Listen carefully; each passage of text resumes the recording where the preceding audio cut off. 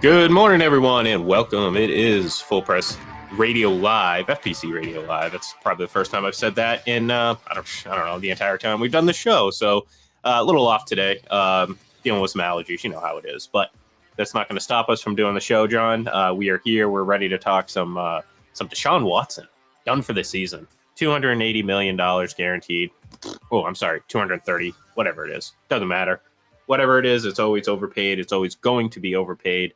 And, I don't wish injury upon anyone, but I'm not certainly upset that this guy is going to be missing the rest of the season. So, but we actually have a pretty decent, on paper, Thursday night football game tonight, John. Bengals and Ravens, two teams that are kind of reeling a little bit. Not reeling, but just did not expect a clean sweep of teams like the Ravens and Bengals to lose last week and include the Bills in that one. But pretty interesting game tonight. Yeah, I know when I gave out my picks on Sunday, I liked Houston +7 against Cincinnati and Cleveland +7 against Baltimore because I thought Baltimore and Cincinnati would be in look-ahead situations, knowing there was a quick turnaround for this big matchup in the AFC North, and they both lost. Look ahead is a real thing in the NFL, and right now, if Baltimore is able to win tonight, they'll finish the season 2-0 against the Bengals. They'll be in complete control of this division because you would see Cincinnati with 5 losses.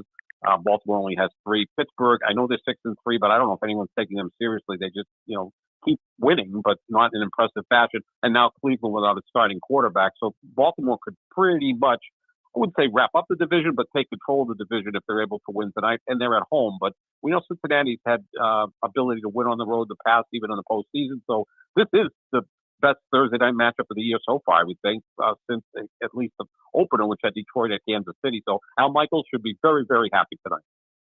Yeah, well, his bank account, I'm sure the paychecks that he's getting to do this weekly kind of offset the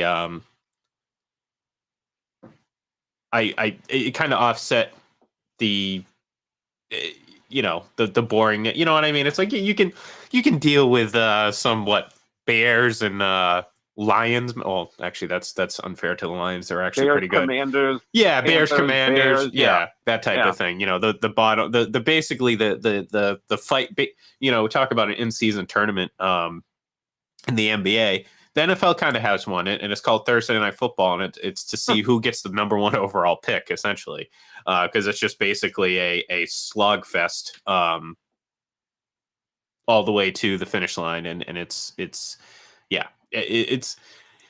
is what it is. Like I said, I've said it many times before, and I know you agree with me that we would just rather have 2 Monday Night Football games. Let's just cut the Thursday. I mean, it's never going to happen, John. Let's be clear about that. It is not going to happen. I think I'd sooner get my wish that the shootout would go away in hockey than the NFL would ever move off Thursday night. So that is just a pipe dream. But I'm still going to say it nonetheless because, well, I just sometimes I feel like it's just. I mean, this is like you look at the lineup, John, on Thursday night. Okay, even heading into the season, and we don't know what all these teams are going to be. All right, they're gonna. Again, there's surprises. There are teams you don't expect to be good or that are bad, and vice versa. But damn well that when they do this Thursday night schedule outside of like the bookends, i.e., the first couple weeks and probably like the last couple weeks and like Thursday and Thanksgiving, it's a bunch of crap, John. It's a bunch of crap. I mean, so what do you expect when it's like you get to week 6 and it is the Bears and the Commanders and you're like, okay, great, awesome. This has no implications whatsoever on anything. So the only thing this matters is to the gamblers and to the fans of the team. So I don't know. It's just it's nice. It's refreshing. So that naturally means tonight's game is going to suck. Yeah, no, I think it'll be a good game, though, because this is a rivalry and you've got 2 outstanding quarterbacks. But my solution to this is eventually they're going to go to 18 games. Give them a second bye week. I know that George Kittles of the 49ers talked about that. Like, okay, let's get a second bye week that would probably improve the quality of play. So go to 18 games in 20 weeks, more inventory for the NFL, and you get a bye week before your Thursday night game. So that the Thursday night game should be better in theory because teams aren't coming off of playing the previous Sunday. So that would be my solution. And You'd have the Super Bowl probably on President's Day weekend, which could increase the viewership. It's all about money for the NFL. That would be my solution. Eventually, they're going to go to 18 games, and if they do, give them a second bye week. It was 1 year, I believe it was 1993. They used 2 bye weeks. Do it again. I think the players would appreciate it, and the product would be better. Yeah, and again, like I said, I mean, it just seems odd that it's like, they have these stances on player safety, and it kind of, I don't know. Sometimes it just feels like, and they've done a lot. Look, I'm not going to sit here and pretend like they haven't done a lot for player safety, but there are a lot of things that they also do that are like, that kind of flies in the face of what you're trying to push for that. So I don't know. Again, it is what it is. But anyways, we have obviously news that I mentioned at the top of the show. Deshaun Watson done for the season, broken shoulder, something or other. Quite frankly, I don't know of any people that are going to be too terribly upset about that. Again, I not wishing injury on anyone, and certainly don't want that to happen. But again, to not see him on the football field is something that I'm sure a lot of fans can embrace and enjoy. But it's kind of devastating for Cleveland if you think about it. Not that I think he was terribly great, but their options to replace him are, well, let's just put it this way. They have a rookie, I think, making his first start on a team that right now has a really good defense and is right in the thick of the AFC North race. Yeah, no, it's an unfortunate situation for Cleveland. And this brings me back to something else we talked about a few weeks ago at the trade deadline. Why doesn't the NFL extend the trade deadline out a little bit further? In basketball, hockey, and baseball, the trade deadline is essentially 2/3 of the way into the season. In football, it's barely halfway through the season. And we know how many injuries occur in the NFL. So I would move the trade deadline to maybe post-Thanksgiving. So if that were the case, then Cleveland go ahead and try to make a trade for a quarterback at this point, because now you have more teams that are out of it, and maybe you could get a quarterback. Look what Minnesota did.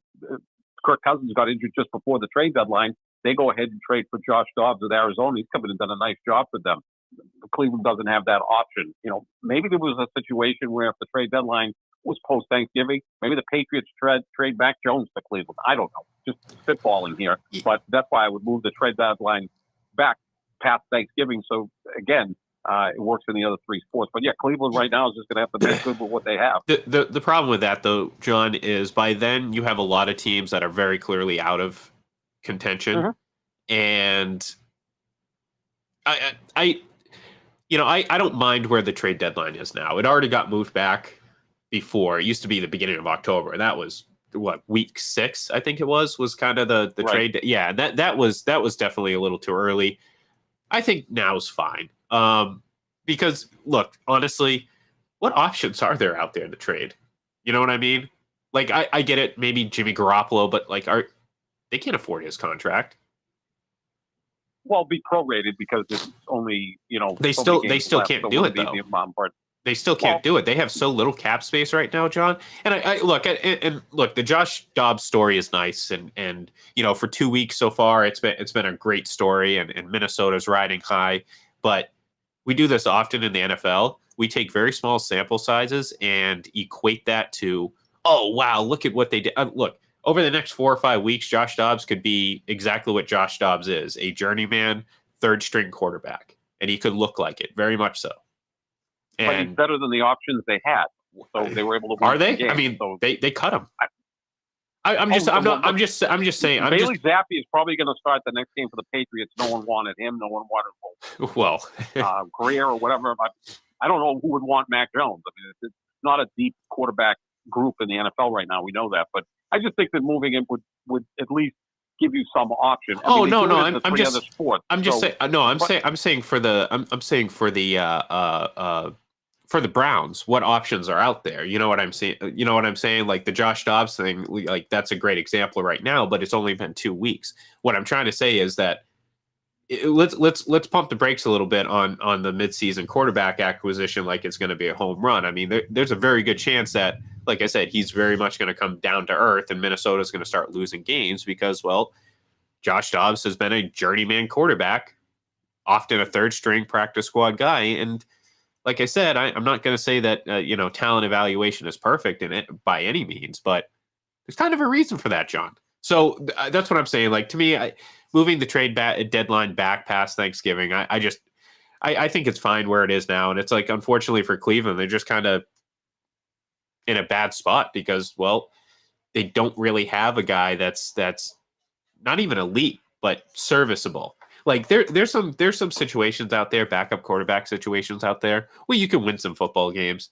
The Patriots have done it. The Chiefs have done it in the last, having Chad Henne, having those good situations where guys can come in and not necessarily take over a game, but fill the role just fine. And that's exactly what the Browns, I don't think, have right now. But then again, they kind of have you just mentioned two really good teams, though, the Patriots in the past well, and the they're Chiefs. but that's So that's kind of the they could point. step in and do it. They're a Right? Yeah. reason why they're a very good team, and teams Yep. like the Cleveland Browns are screwed the second that their quarterback goes down. Now, look, we saw it in 2008. The Patriots were screwed the moment Tom Brady went down, and I understand they won 11 games, but the circumstances, considering that, I mean, that if there's one thing I regret, it's not so much that they didn't win in 2007, it's that Brady didn't get a chance to play in 2008, because I thought that was if there was ever a time for opposing teams to complain about the Patriots schedule, that would have been it, because that was by far one of the worst. It was just, obviously, it was not planned. It's just the teams that were good in 2007 just happened to fall off quite a bit in 2008, and the cycle that they were playing division wise, you know, produced several cakewalk games for them, and that's why they won 11 games with a quarterback that hadn't started since high school. You put Brady in that mix with Moss in year number 2, after losing that Super Bowl, John. Based on what we know about Tom Brady, I'm pretty sure he's going to come back pretty pissed off in 2008. So, again, that's my biggest. I sit there and I look at that season, and I'm like, oh, geez, oh, that sucks. It's unfortunate that, it's unfortunate that they didn't get a chance to run that back or whatever. But either way, I don't even know what my point was, John. We just started talking. No, but that was probably a 14-win team, right? With look, it's tough to say they would have won. I almost would have put the floor. But I would have, honestly, I would have maybe put the floor at 15. That's how crazy it was. Sure. Like, I think maybe they lose one game, certainly after the experience of the year before.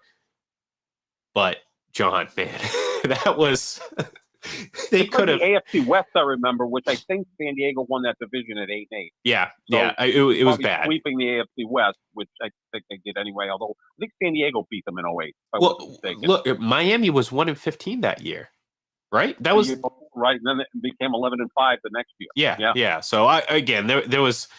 It's unfortunate, regrets. Talk about regrets. That's one thing I regret. I regret not being able to see that play out. But you need therapy, Ian. You need therapy. No, well, for 07, 08. Well, we all need therapy at some point. True. But no, well, like I said, honestly, I'm appreciating 2007 more, because now it's like, I look at, and I said at the time that it's never going to be.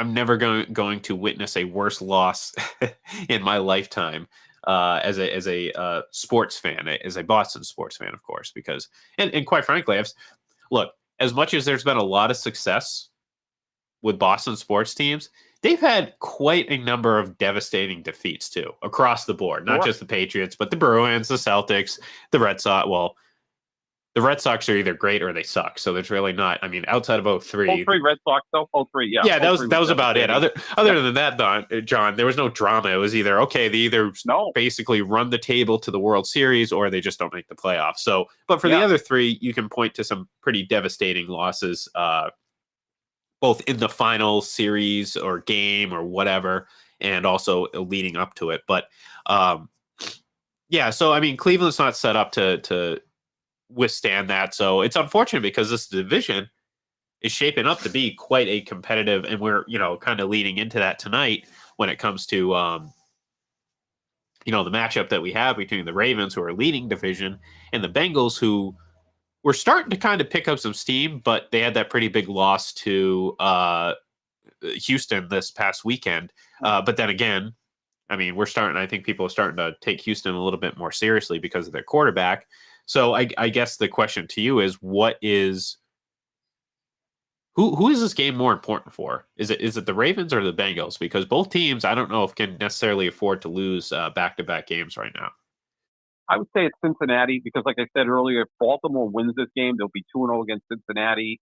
They'll have like essentially a 2.5 game lead over the Bengals, who are still their biggest rivals in the division right now. Because although Pittsburgh's 6-3 and finding ways to win, I don't think people think they're going to win the division. And now Cleveland without Deshaun Watson is going to take a step back. So you would expect that either Cincinnati or Baltimore wins this division, and if Baltimore wins tonight, 2-0 against Cincinnati head to head, that would put them in just prime position. That's why I like the Bengals tonight. I think they're going to come up. They're a more desperate team. You know, a cornered tiger is always very dangerous, right? So I think Joe Burrow, who had a little bit of an off week last week against Houston, he threw a couple of picks. One wasn't his fault. One wasn't able quite to get going as early as he would like.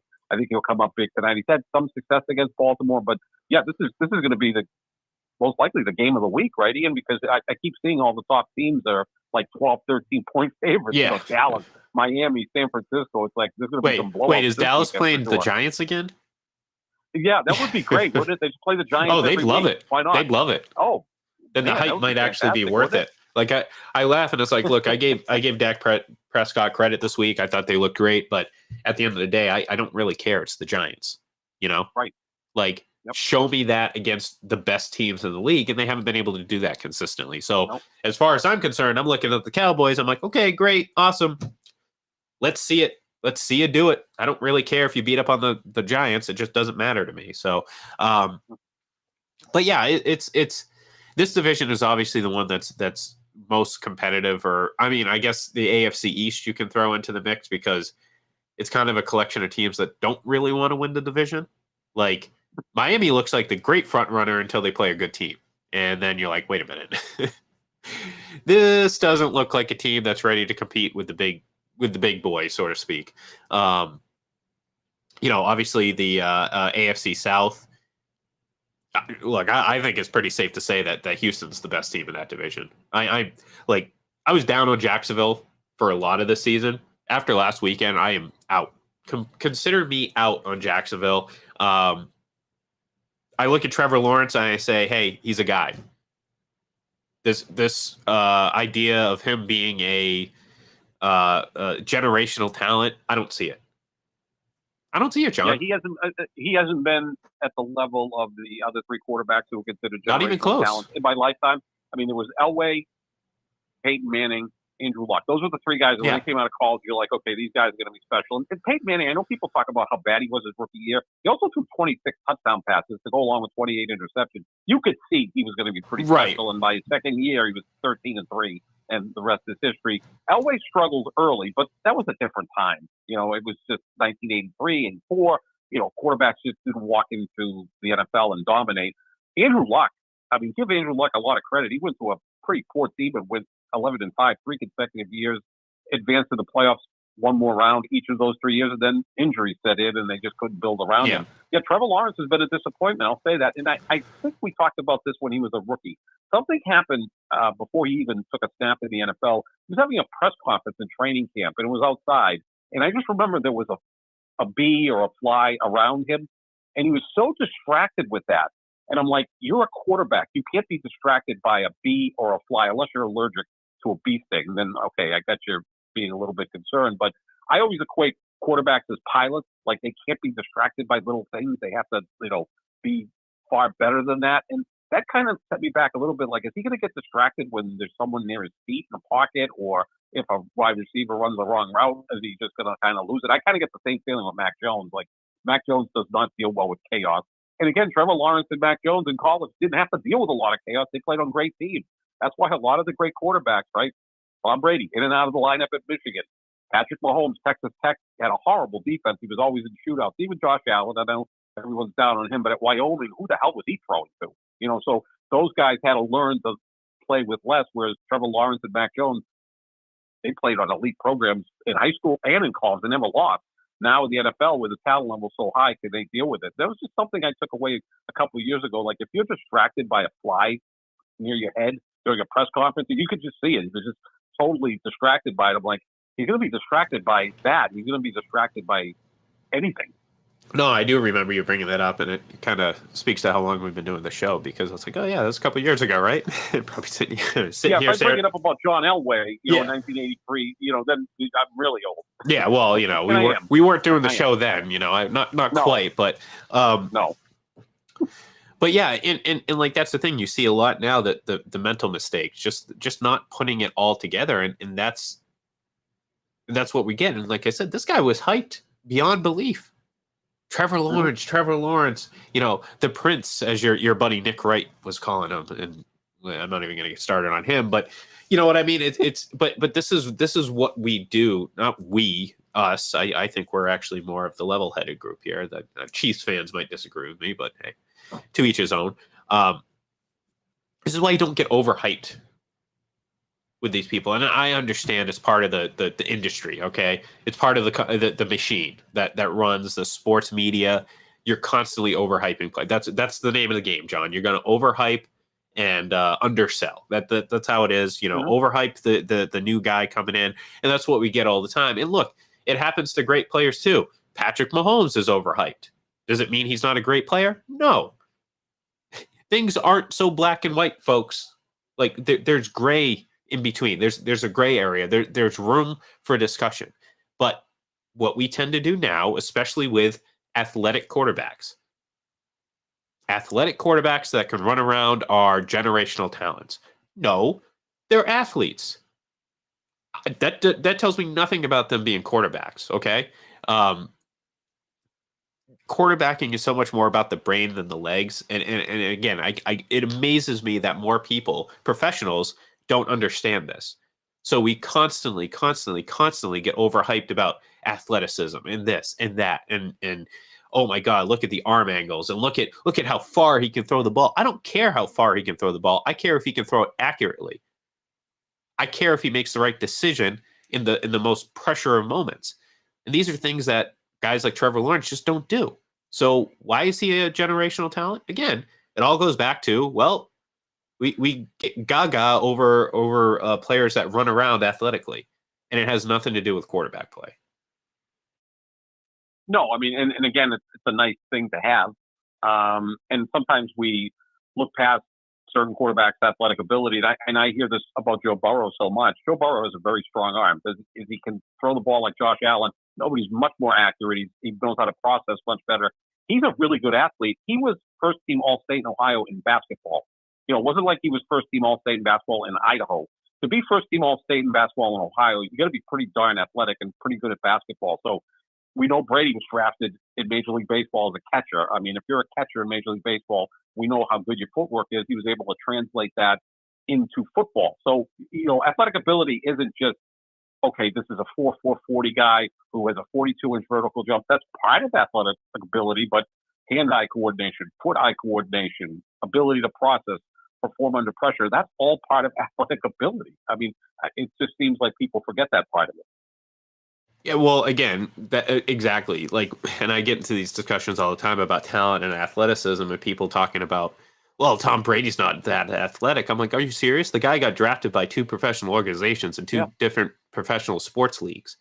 And athleticism isn't about run fast, throw hard. It's so much more than that, and that's the problem. Like people cannot reconcile that, especially at the quarterback position. Now, if you're a running back, yeah, sure, running fast and running hard, that's talent. That's the important aspect of talent.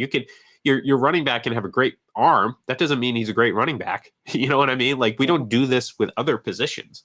So, again, it's just it's people are just infatuated with athletic ability, and it unfortunately it leads to some foolish proclamations about quarterbacks. And right now, John, and we've been talking about this really since day one of the season.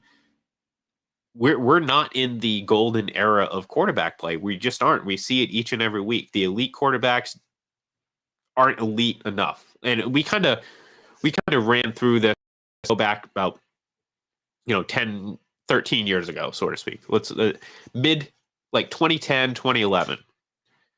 Brady, Manning, Breeze, Rogers, Brett Favre. Let's say 2010. So Brett Favre's still there. Yeah, he was, and Roethlisberger. Can't forget him. Roethlisberger, and then you get Yep. to tier two, the Philip Rivers of the world. Now, let's focus on the big names there. Which one of these quarterbacks, outside of say Patrick Mahomes, he'd probably be kind of in the middle of that mix there. Those mix of 5 guys that I said. But who else even touches that list of everyone that's playing right now? Yeah, I mean, again, what's Not even happened close. with Yeah. quarterbacking?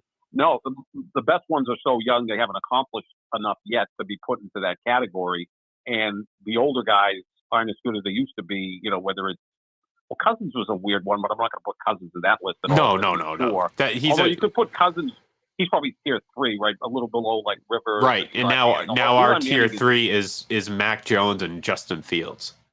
Oh, I'd say tier 4. Yeah, well, that would have been tier 4 before. Yeah, actually, we might have created a whole different tier. Yeah, a lot of tiers, and especially if you're a Patriots fan and a Bears fan, there's a lot of shedding of tiers.